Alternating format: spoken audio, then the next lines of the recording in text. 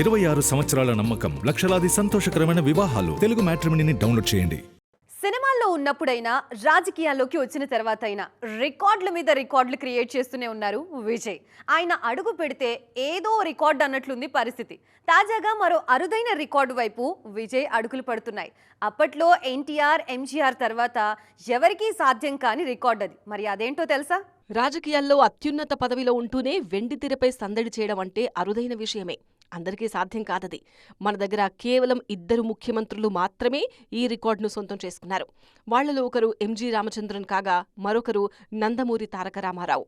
ముఖ్యమంత్రి అయ్యాక కూడా వీళ్ల సినిమాలు థియేటర్లలో సందడి చేశాయి. ఎంజీఆర్ సీఎం అయ్యాక ఆయన నటించిన 2 సినిమాలు విడుదలయ్యాయి. ఆ తర్వాత ఆయన సినిమాలకు పూర్తిగా దూరమయ్యారు. ఇక ఎన్టీఆర్ విషయానికొస్తే ఉమ్మడి ఆంధ్రప్రదేశ్ ముఖ్యమంత్రి హోదాలో ఉంటూనే బ్రహ్మర్షి విశ్వామిత్రతో పాటు మరో 3 సినిమాలు చేశారు. ఈ దిగ్గజాల సరసన తమిళనాడు ముఖ్యమంత్రి విజయ్ కూడా చేరనున్నారు. ఆయన జననాయకుడు త్వరలోనే రానుంది. జననాయకన్ విడుదలకు అన్ని అడ్డంకులు తొలగిపోయాయి. సంక్రాంతికి రావాల్సిన ఈ సినిమా గత 6 నెలలుగా సెన్సార్ బోర్డు వద్దే ఆగిపోయింది.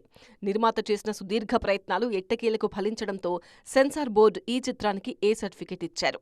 జూలై 24న సినిమా ప్రేక్షకుల ముందుకు రావడం దాదాపు ఖాయమే. ఇప్పటికే ఓవర్సీస్ డిస్ట్రిబ్యూటర్లకు ఈ సమాచారం కూడా వెళ్లింది. విజయ్ సినిమా వస్తుండటంతో అభిమానులు ఎగ్జైట్ అవుతున్నారు. ఇక తన సినిమా విడుదల వ్యవహారంలో విజయ్ పర్టికులర్ గా ఉన్నారు. సామాన్య ప్రేక్షకులు ఇబ్బంది పడకూడదని ఆయన భావిస్తున్నారు. బ్లాక్ టికెట్స్ నుంచి అదనపు రేట్ల వరకు అన్ని విషయాలపై విజయ్ చాలా క్లారిటీతో ఉన్నారు.